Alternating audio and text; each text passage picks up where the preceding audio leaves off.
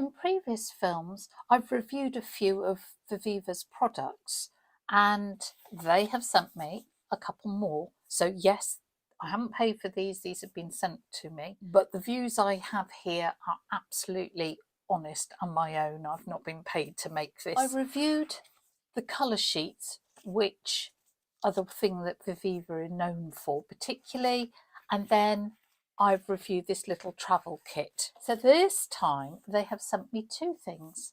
They have sent me a little watercolour set with metallic colours, 15 metallic colours, and a colouring book. Now, I have to say, when I opened this, I got not quite an anxiety attack, but I was like, oh my goodness, because as a child, I hated colouring books. I hated being told what to draw, what to paint. I hated being told to stay within the lines, and all that came flooding back. So I'm going to leave that to look at last to see if I can overcome my anxiety. And I'm going to look at these because these look really exciting. If you don't know Viviva, it's a lovely company that, well, in fact, I think there's stories on the back. Colours was born out of the need to make painting more fun and convenient. We're founded by two brothers, Aditya and Rohan, from a med school dorm. Products are handmade by local artisans in India, and we're proud to have a loving user community in over 60 countries. Their products are long-lasting and durable, they are vegan, and they are ultra portable. Just to get the money bit out of the way, this set of 15 metallic colours in the UK is £16 and in the US is $20. Let's see if we think it's worth it. I love their packaging, and I think you will too if you look at this. It comes all together. There's a little swatch card. Ooh, I've actually got two. Nice. Put those to one side, and then this is the little palette. Protective sheet. I don't think I'll probably need that. And what's unique about Viviva's palettes are they are made out of cork. No plastic, metal, ceramic. They are made out of cork. And I believe they're actually made out of recycled wine corks. So they are fully biodegradable, compostable. Wondering whether you could actually refill it. I'm so naughty. I always end up taking things to pieces to see how they're made. Oh no, all damaging them. That's not going to come out. They're obviously stuck in well, but I wonder if when they are finished you could refill that if you haven't ruined the palette. Stick it all together. No one will ever know. The other good thing is they have, just as with the colour sheets, they've got a little mixing tray. The thing to do, of course, is to swatch stuff out. I've used metallic watercolours before, and I know that they will look different on a black surface than they will on a white one. But I think we should swatch them on both. You can compare. The other thing I learned when I last used metallic watercolours is that they don't tend to release their colour very quickly. So I would recommend spraying with clean water before you start, so that that can soak in and make our life a little bit easier. That's had a few minutes to just soak in, so I'm grabbing a bit of kitchen towel. I've got a brush. Let's see what these colours are like. So this is metallic light green. We won't be able to make a proper judgment until it dries, but let's just put out a few little swatches. They don't look particularly shiny in the palette. They've got a lustre rather than a shimmer, I would say. But again, until I've actually swatched them out, I don't know whether that impression is true or not. Oh, this one that I rather destroyed, Orange Sapphire, is really rather nice. Pink Pearl. Oh, that's beautiful. How do you reckon you say this? Udilite? And then Amethyst is very pretty. I'm being immediately struck. I thought they were going to look loads better on the black watercolour paper. Sorry, I should have said this is Etival Clairefontaine black watercolour paper, just so you know. And actually at the moment I'm preferring them on the white paper, and I'm pretty sure I'll put links to the metallics. Last time I used metallics, they were cheap as chips metallics. I found them in a shop for £1, and I thought, got to try those, see what they're like. I'll put a link to those because the paintings I did with those, you know, if you're looking for something to paint, maybe you'd like to have a go with these if you get them. I like that green sapphire. I didn't think I would, but that is really nice. The rust is a real copper. I think that's what I would have called it rather than rust. It's a really nice copper actually. The brown quartz, interesting. I would have called this pewter rather than metallic grey, I reckon. And then we've got a silver,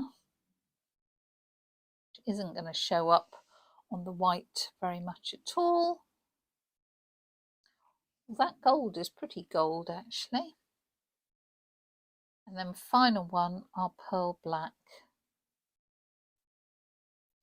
which obviously isn't going to show up terribly well on our black watercolour paper. I'm going to let those dry because then we can make a proper judgment of those colours. And just while they're drying, let me show you this clever little mixing palette they have. Hey, I wanted to mix that lovely aquamarine and pink for whatever reason. And I mix and I paint whatever I want to paint. Look, just wipes away, easy peasy, which I think is super clever. It's obviously palm size, so if you were painting on the move, you can just hold it. I am a mucky painter. Look at those hands, you can see that. But I guess if you were a little bit more careful, then you wouldn't get covered in it. So I'm going to move those around just to make sure you catch the sparkle and you can judge how sparkly they are. So what surprises me is that they are standing up really well on the white paper.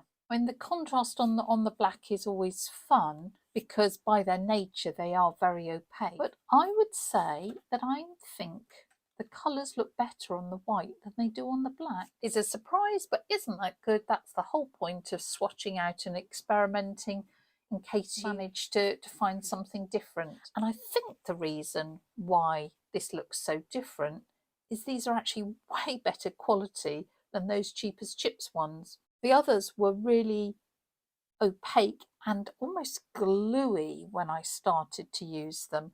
So they covered the black really well. Whereas these are more transparent, these are finer, they certainly don't have that gluey feel. So that actually the white of the paper is helping the colour shine through, and I think that's the difference. If you look particularly, say, at that metallic light green and even the pearl pink, they're struggling against the black a bit. Good, well, I've learnt something.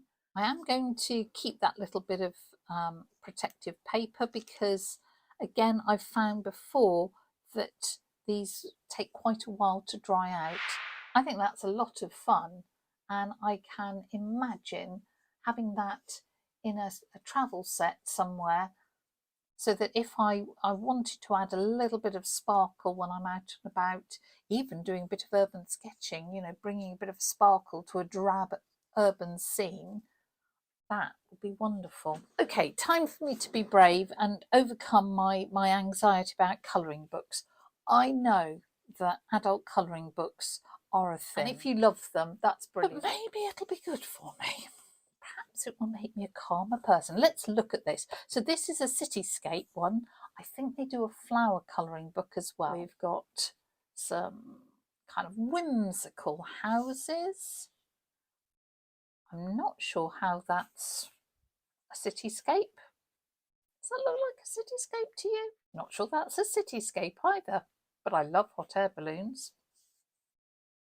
I'd say that was a country scene with butterflies and a tree. We've got some sort of medieval town going on. That's the one from the cover. Gingerbread houses that seem to be populated by cats. Another sort of, oh, look at them, they're all teapots. How wonderful. Lovely aerial view. Town. Oh, more hot air balloons. Oh, that's quite sort of fairy tale, isn't it? Like that. Oh, that's different. Do you know, I was just thinking, again, not finding that a cityscape. Keep checking. Yeah, it does say cityscapes. Okay. Not finding that a cityscape. That is townscape there. Yeah, what was striking me as the style is different in quite a few of these.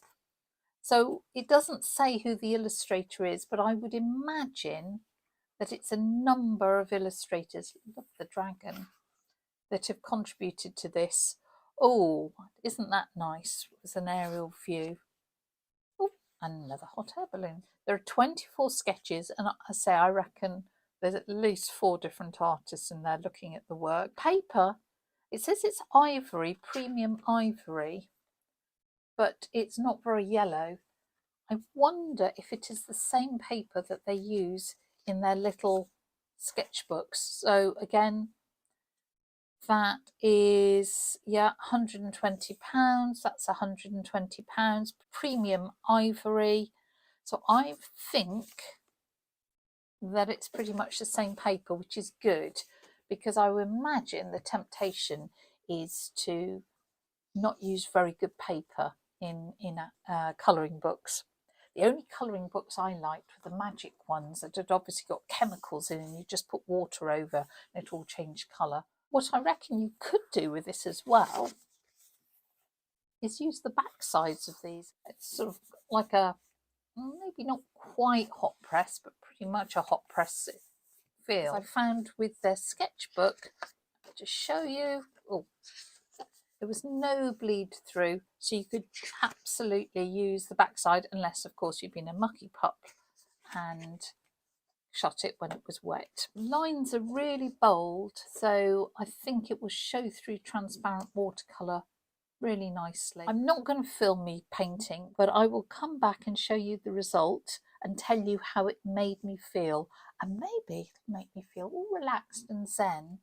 So last night I put my big girl's knickers on and thought I really need to overcome my phobia of colouring books, and I chose one of the pictures and I have coloured it with watercolours, just ordinary watercolours.